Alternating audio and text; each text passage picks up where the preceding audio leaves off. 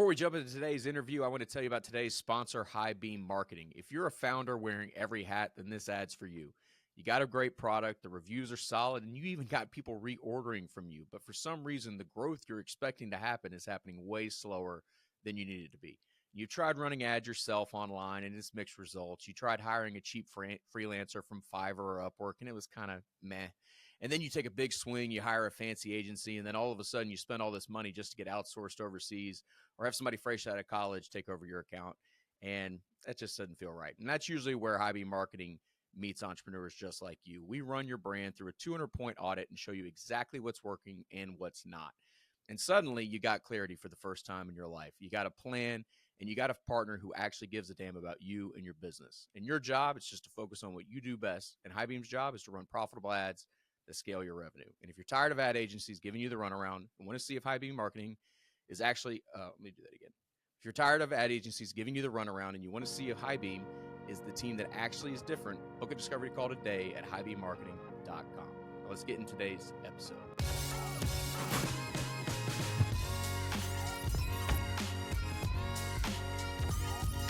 What's going on, everybody? Welcome into the Highlight, a business podcast for business people. And today I've got an old friend on the show and a new friend for you all to meet. And he and I, I say we agree about a lot of things. And there's some things I think we don't agree about. And I think that's the juxtaposition between both the business owner and marketers and then the branding creative experts in the world. And there's no guy I trust more in this space than this man, Brad Imburgia, the founder of Ember Brand Co. Brad, welcome to the show, man. Hey, thanks so much. I feel like we're going to be arguing it out right now. Are we going to duke this thing out or what?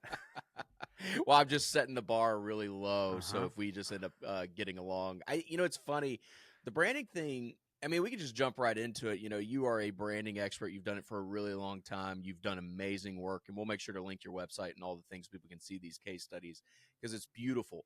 But what I know and what you know for sure is that there's a lot of work that goes in behind a brand new pretty logo or an interesting looking website with some nice modern colors and typefaces and whatnot. So let's start there. What is branding and why is it important, Brad? Yeah. So if I just break it down to the absolute basic terms, I would say your brand is what people think about when they think about you or your company. So that's at the simplest, that's what it is. So we can say what our brand is until we're blue in the face, but if it's not what the people think, then that's not what your brand is. So your brand is actually what pops up in somebody else's mind when they think about you. It's not what, you can try to influence it, and that's what branding is. We're influencing what people think about when they think about High Beam or when they think about Ember or when they think about Nike. We're putting touch points and things like that out into the world to communicate the things that matter most to us. And that's up to us to try to communicate the best way we can. And hopefully it's received that way from our audience. But I could say, think about McDonald's, and somebody might think about the fact that, supersize me and, this food's going to kill you. And then there's somebody else that's like, man, I remember going to McDonald's with my grandma when I was little, and like the nostalgia there. And so both of those things are equally true. And the goal is, how do we land in a spot where as a company we feel good about the way that people are perceiving our brand. I've always told people that brand is the story that somebody tells about you, which is what you just described there. And then it's like if you get enough people telling the same story, then that results in you having the brand you either want or don't want, and I think that for me was a little more helpful just to be able to get it okay, I understand this now. It kind of pulls it out of the esoteric feeling woo-woo type thing. But like you said something there interesting is like the brand is like ultimately how we end up influencing people. So like how do you build a brand that actually does the thing we want it to do and influences people to ultimately do business with us? Oh man, there's a lot of things that you can do, but the way that I like to start is sitting down with the CEO or the founder of the company and figuring out the stuff that really matters to them. And in the beginning, it's always the same thing. Well, quality and excellence and all of those things, which are great, but everybody says that. And so if you try to build a brand that has quality and excellence are as the pillars, it's fine. but it's not going to stand out in the marketplace. And so what I really like to do is ask them, hey, what are the things that formed you into the type of person that you became? Like, what are the hard things that you had to figure out, and figure out what the core beliefs are, um, of that person. And so that takes some time. It takes some digging. It takes vulnerability from the CEO's position. But when they are able to dig deep and pull those things out, then it's like, all right, that's the important thing. That's the thing that we need to communicate to the audience. And we're not throwing a massive net out to try to capture everybody. What we're trying to do is we're trying to find the people that align with the things that you care about, and they'll just instantly be pulled in like a magnet to your brand because of the stuff that you're putting out into the world resonates with them. So um, that's really at the heart of what I do day in and day out. Yeah. What are the questions you're asking these founders to be able to like really help them get past the initial fluff? Because, and I know that everybody puts it on the wall. It's like, oh, we care about quality and speed and customer service, and our people are first, even though we just did a massive round of layoffs. Like, so like, what are the questions you actually ask to try to get beyond that BS sort of like fluffy, safe, politically correct core value answer? Yeah, that's good. The first question I say is just tell me your story, like from when you were a kid. Go back to the things that were that formed you into the person that you are today. So we go back, we look at childhood, we look at what was the family structure like, which is crazy. There's a lot of people that come up to me and they're like, man, this feels more like a therapy session than it does a branding session. And it kind of is in the beginning. But that's okay. There's a lot of tears sometimes, because if we're getting to the things that really matter, that's going to make somebody feel things. And I want to see that when there are tears. I'm like, all right, we're leaning in here, this is important. So I'll ask, tell me your story. uh, what makes you mad? So a lot of times when people, if you ask somebody, what do you really care about, that's hard to kind of land. But if you ask somebody, hey, what pisses you off, like, they're like, oh, I'll tell you a few things, and they'll start rattling things off. And usually it could be, um, man, I hate sitting in my car and wasting time in traffic. And I'm like, okay, cool. So traffic is, the tip of the iceberg, but really there's an importance that you have on time. Why is this time important to you? And so Mm. when we dig a few layers deeper, keep asking why until we get to the heart, then it's like, oh, okay. So I like to hear their story. I like to ask what makes them mad. I like to ask, um, if you could only be remembered for one thing, if your brand could only be remembered for one thing at the end of the day, like, what's the one adjective that you want to associate your brand with? um, and then a handful more, just to kind of round out the experience. And then what I do from there is I'm documenting this stuff like crazy. So I'm just sitting there on my laptop typing away, or my assistant is, and so we're pulling all those things together, and then we start to try to find, where are the similarities, where are the things that keep happening over and over again, because if it's important, Mm. it's going to show up in a bunch of different ways. And then we start just trying to tie the dots together and say, oh, okay, here are the things that really keep popping up, there's something here. And then we kind of continue to go from there. Yeah, I love that. The tell me your story thing and then listening. I bet I would imagine for a lot of those people, it's the first time they've ever done that or done that on purpose and not, a few adult beverages deep, in creating a space. It's a lot of trust that you have to build with those people. Is there like a Yeah, specific story or a founder's moment that you're like, oh wow, this is the craziest thing I've ever heard, or like this really is a powerful brand waiting to come out?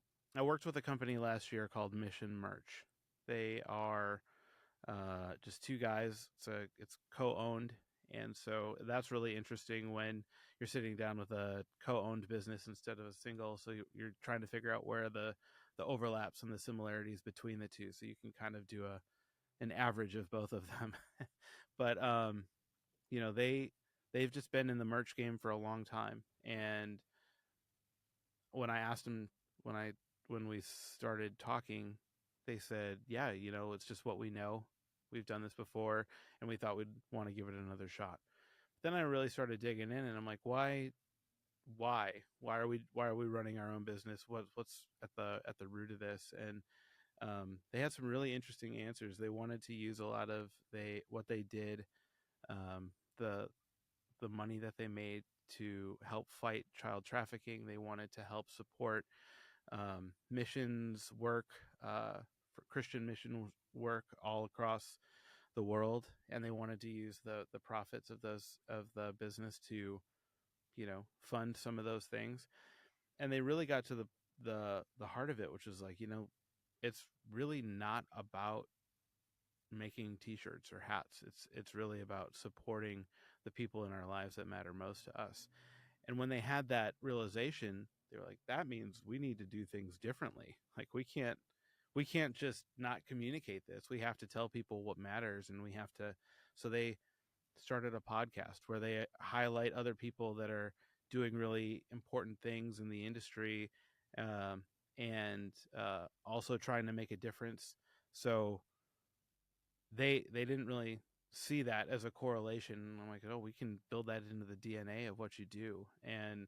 Um, and so it was an eye-opening experience for them. It was cool for me to kind of be a fly in the wall as they realized it together, as they're talking it back and forth. And they're awesome. They're a great company to work for or work with.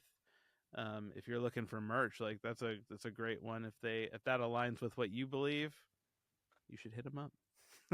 It makes doing business a lot easier because you're like, oh, I actually agree with who these people are and what they do, and I think Yeah. there's so many options out there for everything now that like the commodity is everybody's thing because the internet has made it where you can just access everything now. And so if you can get Yeah. access to everything now, there has to be a almost like Maslow's hierarchy of needs. Like you have to go to self actualization to go like it's not just that I need somewhere to go grocery shopping. It's like, why do I choose Kroger over Aldi, over Trader Joe's, over Costco? Like, why am I picking these things? And like in this world, for this example, it's like there's hundreds of different people that can print shirts either on demand for $2 or $1,000 a print, and it's handcrafted, hand designed. Da, da, da. Like there's a whole wide range, Hmm. and so it is important that you know what your brand is because everybody's prices are relatively the same now. Everybody's reviews online seem to be relatively the same. There's like a homogenization of quality at this point. And so now all that's left, if quality is the same, is feelings, right? But I can hear Hmm. it out there now, Brad. Like somebody out there is going, okay, all that sounds great. But like you still are going to want me to spend like 30 grand on a brand refresh, da da da. By the time all things are done, maybe 100 grand. Like it could be expensive depending on how big your actual company is. And so, like, for the people out there that are really, I'm going to say dense in a nice way, like, but very like, their brain is very analytical. Like they're thinking like, hey, brass tacks, like you're wanting me to spend, tens of thousands of dollars to completely rebrand this thing for a feeling. Like how do you sell that to somebody who's very focused on the P&L and very worried about it from that angle? Totally. Totally. I think there's five main pillars that I like to call out when explaining why branding is important, because it is an investment. It is important, and it's a long-term game, and it's hard to tie dollars and cents directly to it. But but it's a long-term game, and it starts with trust. Like when you can put your stuff out consistently in a way that people can expect the same things day in, day out, you're building trust with a client. And when you have trust, they will come back. They turn into repeat customers, which is my second point, loyalty. When you can start doing things consistently over time, they're not looking for other options. They want to come back to you. Well, last time I worked with High Beam, I know that I got this kind of return on investment, and I want to do that same thing again and again and again. And so loyalty is important.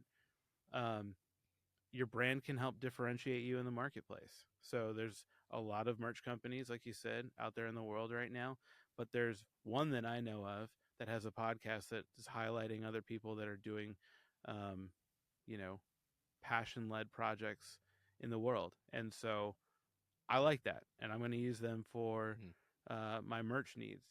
Um, it will help you grow because as you continue to put out things consistently, you will have a great word of mouth. You'll be able to grow outside of just what you're doing with your marketing. You'll have people telling others about, oh man, last time I worked with these guys, they were great. I want to come back and I want to do it again. You should check them out too if you're looking for that. And then finally, premium pricing. Like if you are talking bottom line, if your brand looks better, if your brand is connecting and or they understand the values of the person that started the business, you have a much higher chance of being able to charge premium pricing because of that. And people are more willing to pay for brands um, that have founders that are putting content out into the world that they believe in and are lined up with what they believe. So um, it's a massive opportunity, and there's not a lot of people that are spending the time to do it, especially in a world full of AI where you can just type in, "Hey, what should I do? What should this say?" Go on to Fiverr and make a quick logo, um, and then you can start a business. I mean, and you can start well that way, but being able to differentiate yourself in the marketplace and um, command the prices that your products and services are worth, or that's a whole nother thing. So, Yeah, I'm laughing right now just because I'm thinking about how my first business started with the logo. I'm a Georgia Bulldog fan, and our colors are red and black. And uh-huh. I had PowerPoint on my computer, and so I was like, I'm going to call my company something. What is it going to be?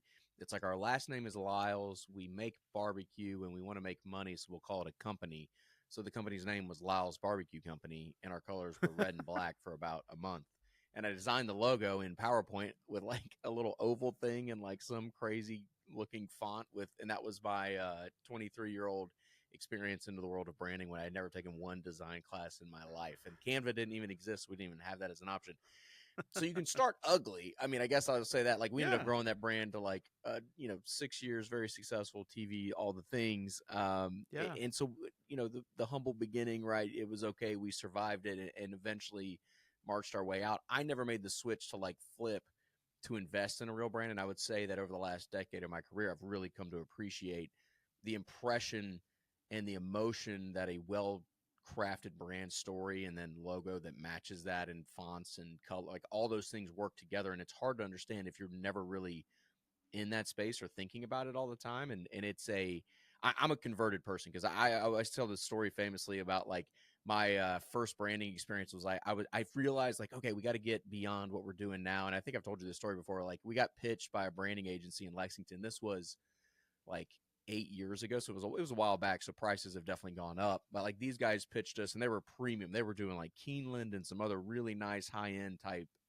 organizations around town, and they pitched us like 15 grand for a lookbook. And I didn't even know what a lookbook was. I had to go home and like Google it and like understand what that meant at the time. That's how roughshod we were.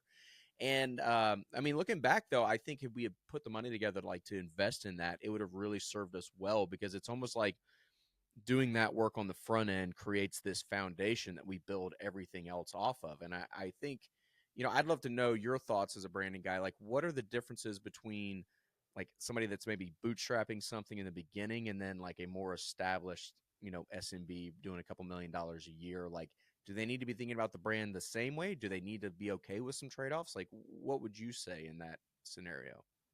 Yeah, honestly, like no shade to anybody that gets a business off the ground with PowerPoint and just a will. you know, there's no shade there, and I have no problem with that. I think that no matter what scale you're at, you should be thinking about brand. Obviously, you want people to know the things that you stand for, but maybe there's not 15K in the bank right now when you're trying to just bootstrap things together and get something off the ground. A lot of people come to me and they've they've been in business for 10, 15 years, and what has worked in the past has gotten them so far. But just like everything else, as things scale, you start to see where the weak points are. And Mm. um, a lot of times you can get by with a brand that you've kind of strung together, but over time you can get limited by that. And what I hate is when there is somebody out there that has a amazing product or an amazing service, and they don't have the brand positioning or the visuals on point, because what it does is it unintentionally um, kind of cheapens that first impression. And we only get Mm. one of those. And as consumers, we're making decisions about companies all the time. And so if I'm on a website with a, you know, e-commerce checkout flow and it just feels weird for whatever reason, like the colors didn't match from that screen to this screen, and now I've moved 2 or 3 steps down and they want to take my credit card information, there's that like unease. And I don't think most people are even consciously aware of it. It's just enough to make them go, I wonder what else is out there. And Mm. then they bounce and they go find something else that has a little bit um, more thought behind it, a little bit more intentionality, and they'll make the purchase there. And it could be something that simple that could lose a sale on your end, and somebody else could pick that up on somewhere like on their end. So um, that's the struggle. And so there are a lot of people that will bring me in and say, "Hey, we want to do a refresh. We don't need to rebrand everything, but we need to just take a second and reevaluate." And so I start with them the same way I would start with somebody that's doing a startup, and that's just go back to the basics. Let's go back to the what's your story? What are the things that matter? A lot of times they've done some uh, core value work, and I like to do the core belief work, which is, you know, core values are your core beliefs with boots on. So, like a lot of times, you'll hear excellence or something like that, but why? Why do we want to be excellent? That's a core belief, not a core value. So, Mm. um, just going back and starting that process over again gets us to some really interesting things that we can tease out, and that will become the foundation of a refresh. And it's fun, and people are excited when they have visuals that they're not ashamed of. So when they go out into the marketplace and they hand somebody their business card and they go, "Ooh, this is nice. What kind of paper is that? Where'd you get these done?" Like that just makes people feel good. And Mm. I was working with a company in Texas last year. We had just gone through this process, and they had not done any type of work on their brand. They hadn't done any visuals, anything like that. And so we came up with a new logo for them. We put those things out into the world, and people were like, "Oh, this is cool. Did you guys change some things? This looks great." And the owner reached out and he's like, "Man, I can't tell you the last time anybody ever complimented me on my design or my branding or my fill in the blank." He's like, "It feels good. It Hmm. feels good to be able to hand these business cards to somebody and feel proud when you hand it over." So anyway, that's a cool thing to hear.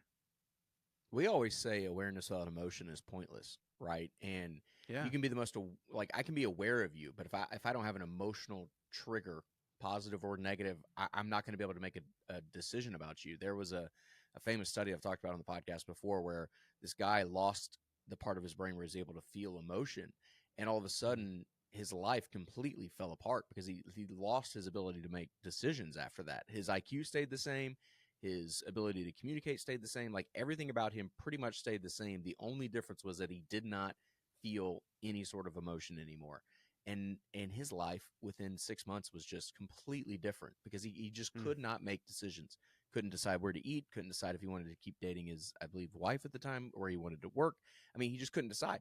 And so it is truly that humans are moved forward when we feel emotions. And like, if you're, we talk about on the advertising side of things all the time where I'm like, hey, this ad sucks. Like, it doesn't make me feel anything. There is no emotion to this. And branding is the start of that, where it's like, what emotion? You're almost scripting it. Like, what emotion do you want people to feel when they see That's it. this? Like, yeah, when I touch this card, why do I want them to feel like, it's metal or it's heavy cardstock or whatever? Like, all those decisions matter because you're always trying to craft a certain narrative in that person's mind, back to the story thing you talked about earlier. And stories really exist to like take us on an emotional journey if you think about it, and that's really where branding starts. So that's why I like the core beliefs are or core values or core beliefs with work boots on. I love that. But like even behind that, it's like back to the tell me your story thing. It all comes back to that. I love that. But I do want to go back for a second there. You talked about a mistake that people were making, and I'd love to know, like in general, like what are the big mistakes you see? You've audited hundreds of brands at this point. Like what are the 80% that you see time and time and time again, that if somebody could go out there and be like, oh, I'm doing one of these things, I should call Brad? one of the main things is people will do the brand work and then they'll go, awesome, great, we have a brand now, and they put it in a drawer or they file it in a folder and they don't think about it anymore. And unfortunately, it's wasted at that point. Like, your brand has to be at the forefront every single time. And when you're making something new, if you're not thinking about who is this person that I'm talking to on the other end, why would they care about this? Um, are they going to perceive my brand the way that I want it to be perceived through this ad or through this text or through this checkout flow or packaging? If we're not thinking about those things consistently, then all of that work has just been wasted. And Hmm. that's the hardest part. I think that's the hardest part, and it's really why a lot of times when I'm doing branding and I've kind of gone through a design phase with them as well, they'll keep me on and they'll say, hey, we just want you here to be able to run ideas past. We want, we're going to be creating things. A lot of times there's designers that are in house even, and I'll act almost like a creative director for those companies and say, Hmm. this feels off. Why are we making it this way? And there's a lot of times there's not a really great answer. It's a wet finger in the air. And Hmm. when you get back to, we're not making things based off of strategy, we're just making things based off of, well, I think that this color looks good. I think that that's what this should say. And you know, somebody else is like, well, I don't agree. Then we're at some kind of weird standoff, and so that's why going back to the strategy, going back to the things we set up initially is so important, because that's true north. And when we can keep that at the forefront, man, then sky's the limit. Well, in that true north sense, I know you get inspiration from brands all around you. You can't help but look around and see how the sausage is made when you see a billboard or you see a radio ad or a TV commercial or even a printout in a magazine.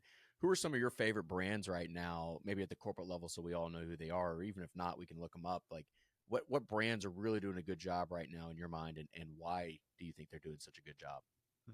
The first one that popped into my head was just because I saw a couple of these commercials not too long ago. Have you seen the Farmer's Dog commercial Yeah, that they just did with the with the ref. with the ref? Oh Yep. my gosh, man, did that one get me? It's a 30-second little spot. I was watching it in the middle of a football game, and it just hit me. And I looked it up. I was like, what was the agency on this? Who was doing it? I think it was in house. They did it in house, which kudos to them, because they know their target audience.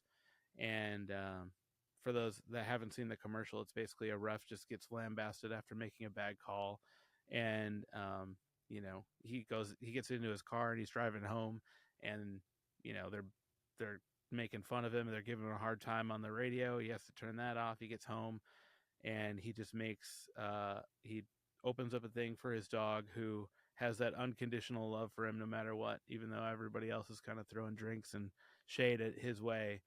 And for the ones that matter most, farmer's dog, that kind of a thing. And it was just, man, I've got a dog. I know what it's like to be, you know I made bad decision and now we're feeling the pain of it. So I love that one. But man, I mean, Nike is obviously always a brand that, they've taken some hits recently, but they're always trying stuff, and I always appreciate that. I actually got a question about the Nike thing, because I was talking to somebody about this the other day, and I can't really land on it, and I'd love to get your thoughts on it as a branding guy. Yeah.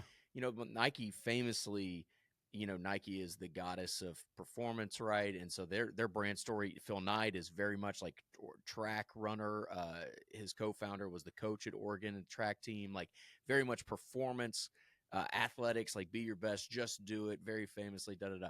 But then they start branching out into these other things like fashion and just everyday wear and all the other things. And like, I don't know if their fashion line has sort of hit the same, like, just do it fashion. Like, there feels like there's a mismatch there. And I don't know if you feel that too or see that, or am I just like I'm not hip enough to have the fashion sense to know what they're doing is cool or not. Because obviously what they do in the sneaker thing works, but it's like it feels different than their core brand, which is like performance, at your best kind of thing. Just do it. Yeah, honestly, when companies get that big, it's really tough to stay consistent and really tough to, I mean, even get into new areas.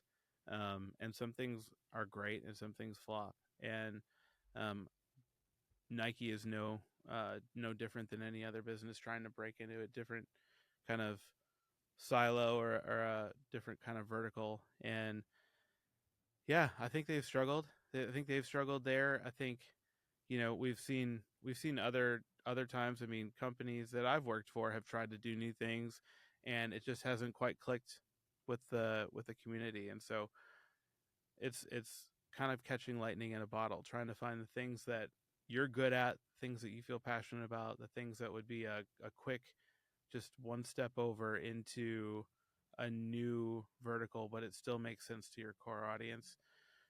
It's it's it takes time and a lot of research, and sometimes you're just gonna swing and miss. What about the Crocs acquisition of the footwear company Hey Dude? Have you seen that? You know, Crocs has this huge like brand presence, very well known, very pop culture esque. And then instead, when they acquired this Hey Dude footwear line, they didn't rebrand it as a Croc. You know, it stayed as this Hey Dude thing, which still has this very like I'm gonna say niche, like it's a very sub tribe of a sub tribe of like suburban dads. It feels like is kind of the thing that wears those shoes a lot of times. Like it's the guys that originally wore Crocs before they became really popular, and now they've moved over to these Hey Dude shoes. And so like I get why Crocs wanted to acquire them because it's like it's an alternative comfort footwear line that's kind of like ugly on purpose, but that their sales have stayed relatively flat. Like, but what do you think about the decision to like maintain the brand that is Hey Dude versus like let's just rebrand them as a new type of Croc? I don't know what you Hmm. think about that kind of thing. Yeah, I mean, I'm sure that they did it because there's name recognition already with Hey Dude. Like, and when you take something and you rebrand it, like you can potentially ruin some of that name recognition. And so they probably saw the value, and probably part of the value of the brand itself was the name and the position it had in the marketplace. And so keeping that was probably a very calculated decision. And Mm. a lot of times there's two ways of kind of looking at brand. And I think Randy Newmeyer was the one that kind of came up with this, who's like a branding godfather. But he talks about things in two different ways. There's the house of brands, which is um, just imagine like a Procter and Gamble. There's a bunch of different brands. They're all owned by Procter and Gamble, but you don't necessarily see the correlation. And then there's a branded house, which is more like Google or Adobe, where all of their things feel like they fit into one visual ecosystem. And so um, it seems like they made more of a move to be more like the Procter and Gamble, where maybe we're going to acquire a few more footwear brands over the course of the next decade or two, but they'll probably keep the the names the same. Mm. There's Got it. pros and cons to each, obviously. Like the the con would be, you're not going to grow the Croc brand to the level maybe that it could, but the pro would be if one of those two brands takes a hit, it doesn't take the other one down. So um, So it doesn't sound like one's better than the other. This just sort of like case by case basis at the end of the day. right, yep, and the Hey Do side could have completely different positioning and values than the Crocs side does. So there's an opportunity to catch a different audience than the Crocs would just be getting on their own. Mm. Makes a lot of sense. I love it. Well, dude, I could talk to you about branding all day long, but I know you got to run. I don't want to. I don't want to keep it too long. We always end every All episode good. with the big ask, man. You've been so generous with your time. You've been so helpful. You know, this is amazing. Like, please, what can we do to support you, and how can we help? What's your big ask today?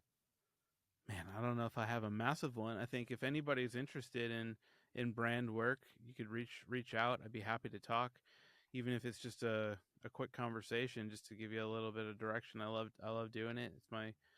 It's a pleasure to be able to do this as a full-time job. It's as a kid that grew up just drawing pictures and wondering, can I make a living? It's pretty cool to be able to talk about this stuff, to be able to jump on podcasts with smart people like you. And yeah, so if there's any ask, I would just be, hey, reach out if you're looking for some help, and I'd be happy to help out.